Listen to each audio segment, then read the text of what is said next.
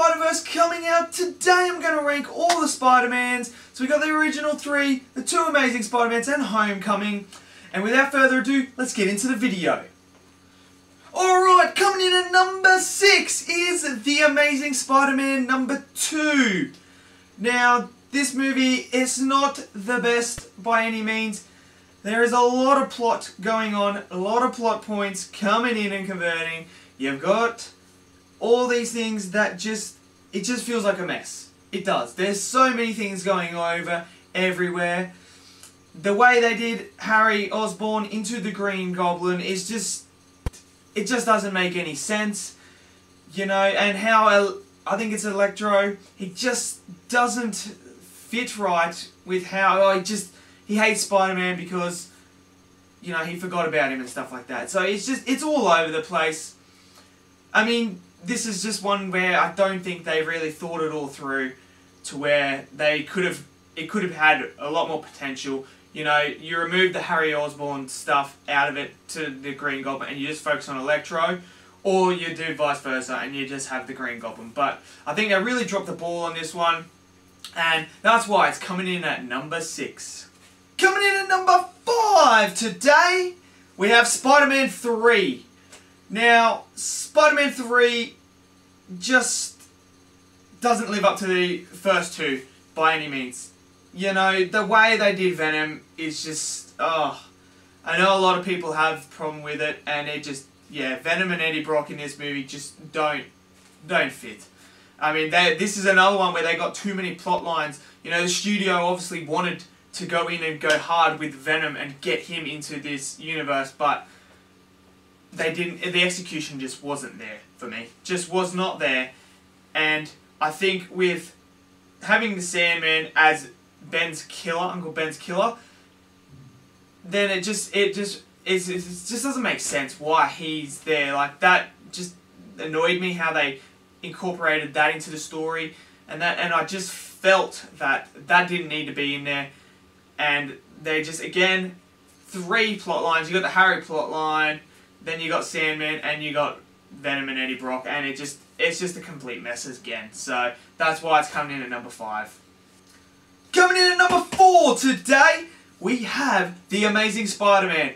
Now, this was the first one, the reboot with Andrew Garfield, and it's not a bad movie. I don't mind watching this one here and there. I quite enjoy it a bit. I think Andrew Garfield is a good Spider-Man for the way that this universe is.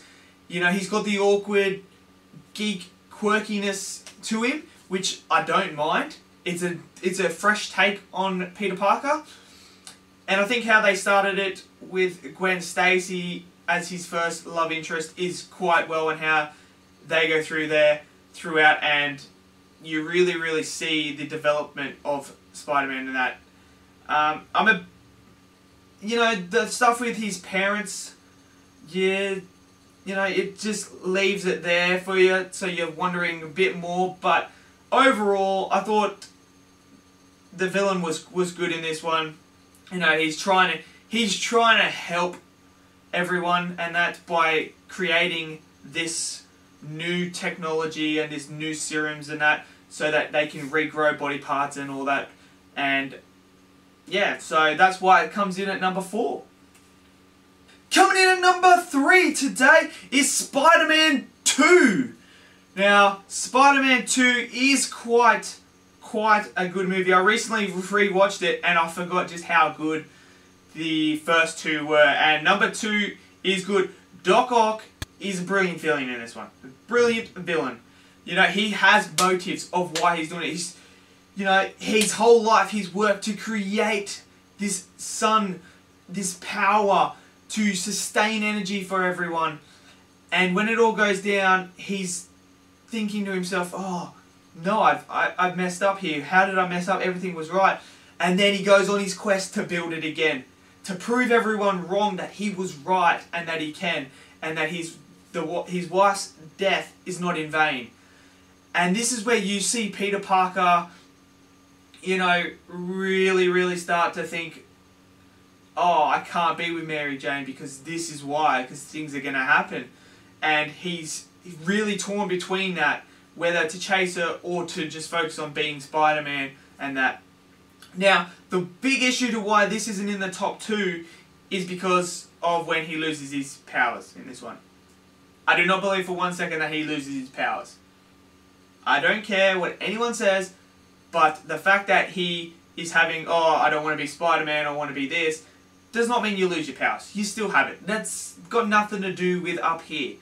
So that's why I put it down a bit further in at number 3, just because of that. Otherwise, I do really thoroughly enjoy this movie, and that train scene when he's holding the train is absolutely unbelievable, and that's why I've got it in at number 3.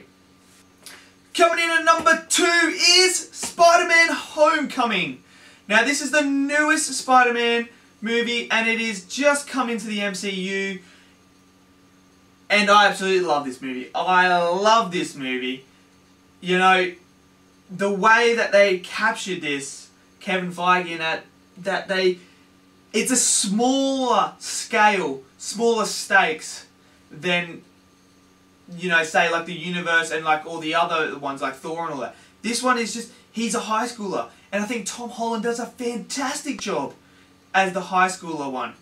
And this really does focus on just New York. And you've got the Vulture, who is an absolutely compelling villain. He is just doing what he needs to do to survive. He's not a bad guy. He just does what he needs to do to put food on his table, food and money in his employees.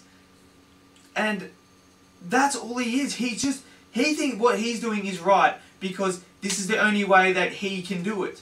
And it's not fair that S.H.I.E.L.D. have come in and taken, S.H.I.E.L.D. or whoever has come in and taken all the stuff off him when he had the right to it first.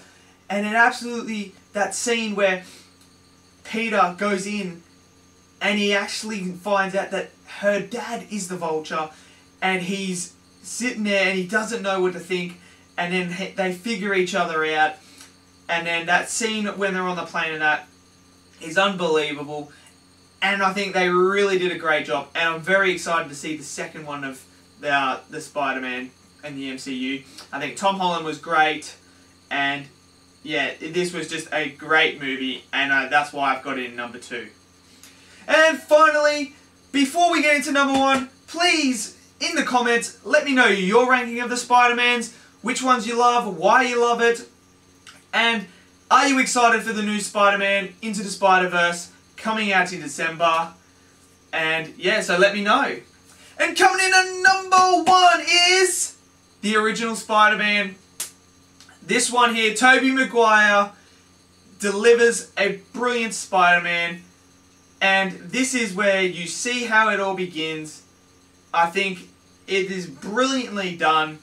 This one, when I rewatched it, I forgot just how good this original Spider-Man was. I thought the Green Goblin was outstanding. I like the way how he transitions from Norman Osborn into the Green Goblin, and he feels like he's doing the right thing. He's like, well, they're taking my company. They don't want to fund me. How can I get back to him? He starts the trials, puts the stuff into him, and then obviously there is a side effect which gives you aggression, and he just turns, and whenever someone decides that they're not going to agree with him, he just goes full Green Goblin on. And it's unbelievable. And I just think the scene where he's got Mary Jane in one arm, and then he's got the kids, and he drops it and says, make your choice. And then, from then on, it's just unbelievable.